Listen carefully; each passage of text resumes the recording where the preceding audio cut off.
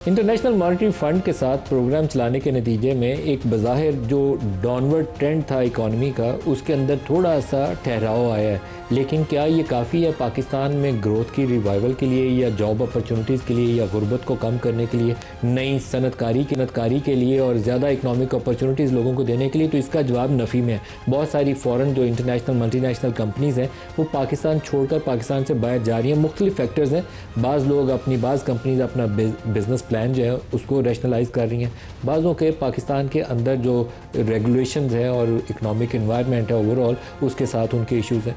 तो हमारा इस वक्त रुझान है क्या हमारी इकॉनमी कहाँ स्टैंड करती है, इस लेने के लिए हमें ज्वाइन कर रहे हैं प्रोग्राम में पाकिस्तान के साबिक वज़ीर ख़ज़ाना हफीज़ पाशा साहब। डॉक्टर पाशा साहब, आपका बहुत शुक्रिया, आप हमें ज्वाइन कर रहे हैं। आपकी असेसमेंट क्या है? क्या ग्रोथ रिवाइवल पाकिस्तान में होने के इम्कानात हैं या अभी ये बहुत दूर की बात है? जी, बिस्मिल्लाहिर्रहमानिर्रहीम। हमारा जो पिछला साल गुजरा है माशाल्लाह, उसमें हमारे माशी हालात में ठहराव जरूर आया है और दोनों तरफ से आया है। एक तरफ तो तवाज़ुन अदायगी में बेहतरी, रिजर्व्स में इजाफा और हमारा तिजारती खसारा जो है सरप्लस में चले गया पहली दफ़ा 22 साल के बाद। और दूसरी तरफ हमारा जो बजट का जो खसारा था वो भी नुमाया तौर पर कम हुआ। और सबसे बड़ी जो कामयाबी हासिल हुई थी वो ये थी कि अफरात ज़र की रफ्तार जो 20% से भी ज़्यादा हो गई थी वो गिर गिरा के 4.5% पे आ गई पिछले साल। पर जो अफसोसनाक बात है कि पिछले 3 साल में आपको हैरत होगी सुन के कि पाकिस्तान का शरह नमू जो है वो 2% भी नहीं रहा है। यानी कि हमारी जो आबादी का इजाफा सालाना 2.5% का है, तो हमारा फी कस आमदनी जो है लोगों की वो गिर रही है। और आपने बिल्कुल ठीक कहा कि इसके नतीजे में बेरोजगारी और गुर्बत में नुमाया तौर पर अफसोसनाक इजाफा हो रहा है और इसको रोकना बहुत ही अब जरूरी बन गया है और शरह नमू को आगे बढ़ाना है। अब मसला ये है कि इस साल फिर से आपको जो नुकसान हुआ है सैलाब की वजह से, उसकी वजह से भी आपका शरह नमू जो है वो इतनी तेजी से नहीं बढ़ेगा। आपको याद होगा 2022-23 में जब सैलाब साल आया था तो शरह नमू मनफी हो गया था। तो अब ये देखना है कि इस साल कह रहे हैं कि 3% तक होगा। मेरा अपना अंदाजा ये है कि ये मुनासिब होगा अगर ये 1 से 2% की रेंज में हो, इसलिए कि नुकसानात अभी भी काफ़ी हुए हैं। डॉक्टर साहब, लेकिन एक तरफ अगर 2% ऑन एवरेज ग्रोथ हो रही हो 3 सालों से और 2.5% से आपकी आबादी बढ़ रही हो, तो इसका तो मतलब यह है कि अनएम्प्लॉयमेंट और आपकी पॉवर्टी लेवल वो सब्सटेंशियली ऊपर जा चुके हैं। आपके पास कोई अदादोशुमार, तो आपके पास नंबर्स बहुत अच्छे होते हैं, आप बता सकते हैं कि इस वक्त हमारी कितनी आबादी है जो गुर्बत की लकीर के नीचे और बेरोज़गारी की शरह क्या है? देखिए, हमारा जो पाकिस्तान इन हाउसिंग सेंसस जो 2023 का किया गया और माशाल्लाह मुझे फ़ख्र है हमारे पाकिस्तान ब्यूरो ऑफ स्टैटिस्टिक्स की कि पहला डिजिटल सेंसस था। टेक्नोलॉजी का बहुत अच्छा इस्तेमाल किया और उन्होंने जो एस्टिमेट करके दिया है कि 2023 में ऑलरेडी आपके जो बेरोजगारी का पैमाना है वो 22% तक हो चुका था। 22% बेरोजगारी, अनएम्प्लॉयमेंट 22%। ये तारीख का एक बुलंद लेवल है और इसके बाद से जो हालात खराब हुए हैं तो इस वक्त 25 और 26-30 के रेंज में हो सकता है। ऐसा कभी हुआ नहीं इतना ज्यादा, और ये एक सेंसस के बेसिस पर है, तो ये बड़ा केयरफुली असेस किया गया है पाकिस्तान ब्यूरो ऑफ स्टैटिस्टिक्स ने।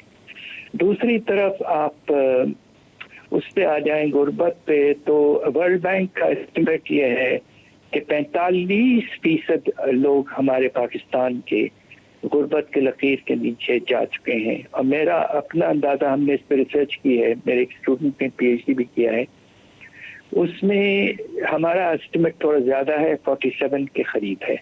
तो ये भी बहुत ऊंचा लेवल है। इस तरह के स्टैटिस्टिक्स कम से कम मैं इतना अर्से से रिसर्च कर रहा हूँ पाकिस्तान में, मैंने इस तरह के नंबर्स नहीं देखे हैं और इस बात पे हमें बहुत अफसोस है।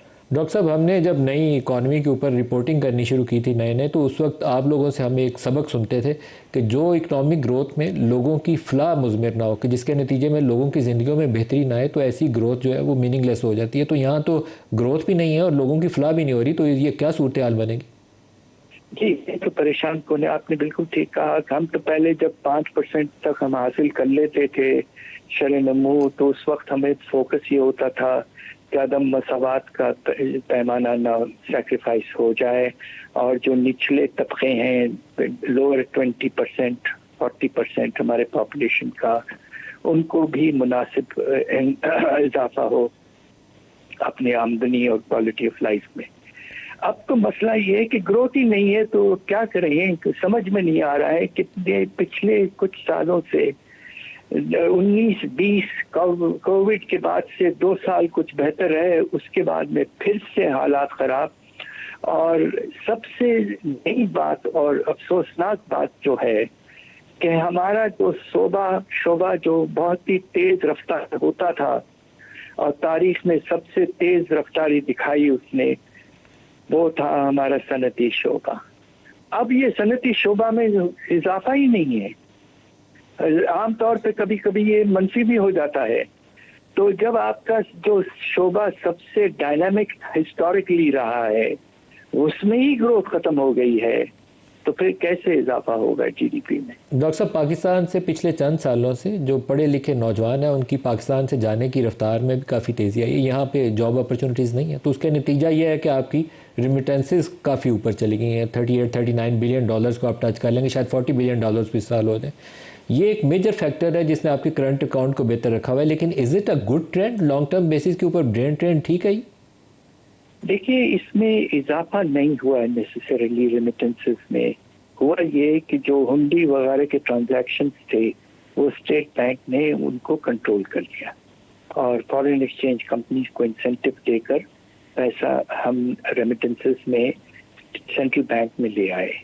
उससे इजाफा, आपने बिल्कुल ठीक कहा, पिछले साल 8 अरब डॉलर का इजाफा हुआ, और ये सबसे बड़ी वजह थी कि नतीजे में हमारा करंट अकाउंट तिजारती खसारा सरप्लस में चले गया। मगर ये बात परेशानी की है। अब मैं आपको खुद बता रहा हूँ, एज ए प्रोफेसर मेरी जिंदगी गुजरी है बच्चों को पढ़ाने में, तो आज मैं ये जो देखता हूँ बच्चों में एक एटीट्यूड और परेशानी, वो 20 साल पहले मैं नहीं देखता था।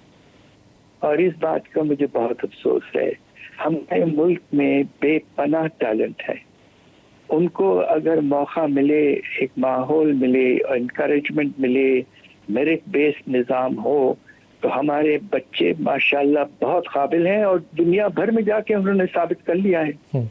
अब आपको हैरत होगी सुन के कि पाकिस्तान दुनिया का तकरीबन इकलौता मुल्क है जिसकी रेमिटेंसेस उसके एक्सपोर्ट से ज्यादा हैं। हिंदुस्तान में रेमिटेंसेस का शेयर जो है इज अबाउट 1/3 ऑफ एक्सपोर्ट। तो यस, एब्सोल्युटली आपने ठीक कहा, और ये हमारे मेहनत कश लोगों का नतीजा है। And I want to formally thank the people who are working abroad for supporting us at a very difficult time. Doctor Hafeez Pasha साहब, अगर आपको पूछा जाए कि कौन से ऐसे 2-3 स्टेप्स लिए जाएं जिससे सूरत हाल में थोड़ी बेहतरी लाई जा सके, तो आप क्या तजवीज़ करेंगे? देखिए, हमारे बदन में 2 चीज़ें खून होती हैं, इकोनॉमिक बदन में, माशी बदन में। एक होता है आपका बरामदात, एक्सपोर्ट, और दूसरा होता है आपके रेवेन्यूज या टैक्स में जो आप इकट्ठा करते हैं पैसा। इस वक्त हमने एक्सपोर्ट्स को बहुत निगलेक्ट किया हुआ है, और आपको याद होगा 90s में हमने एक्सपोर्ट्स को कितने इंसेंटिव दिए हुए थे। आपको याद होगा हमने 1% फिक्स टैक्स मुकर्रर किया था, पिछले साल उसको खत्म कर दिया। हमने ये कोशिश करके सेल्स टैक्स एग्जेम्पशन, फिर हमने ये किया कि बिजली का रेट कम, क्रेडिट फैसिलिटी, ये सब देते हैं। सारी दुनिया भर में एक्सपोर्ट को इंसेंटिव दिए जाते हैं। पाकिस्तान ने एक्सपोर्ट देना ही बंद कर दिया है। और दूसरी तरफ जो सबसे ज्यादा परेशान कुन बात यह है कि वाज़ेह तौर पर नजर आ रहा है कि रुपए की वैल्यू ओवर वैल्यूड है। اس لیے کہ اگر تھوڑا سا میں ٹیکنیکل الفاظ استعمال کروں، ریئل افیکٹو ایکسچینج ریٹ 100 کے اوپر جا چکا ہے، اور پچھلے 1 سال سے زیادہ ہم نے روپے کی قدر نامنلی بالکل ایک لیول پہ رکھی ہے. تو ایکسپورٹس کو ایک طرح سے پروفیٹیبلٹی ان کی کم ہوتی جا رہی ہے، انہیں انسینٹیوز کم مل رہے ہیں. ہمیں ایکسپورٹس کو سالانہ 10% کی ریٹ سے بڑھانا ہے، اور یہ ہم نے کوئی 15-20 سال پہلے حاصل کیا تھا. دوسری طرف جو ریونیوز میں جو سب سے بڑا مسئلہ ہے وہ یہ کہ ہمارا بیس بہت ہی لمیٹڈ ہے. 2-3 شعبے ہیں یا سیکٹرز ہیں جس سے ہم سارا اٹھاتے ہیں.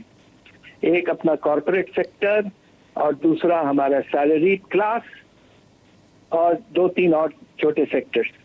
اصل میں جو ریونیوز میں اضافہ اس وقت ہوگا جب آپ براڈ بیسنگ کریں گے، اور براڈ بیسنگ میں 3 شعبے لانا بہت ضروری ہے. بڑے شعبے ہیں. ایک آپ کا ہول سیل اینڈ ریٹیل کے بڑے ٹریڈرز جو ہیں ان کو ٹیکس نیٹ میں لانا ہے.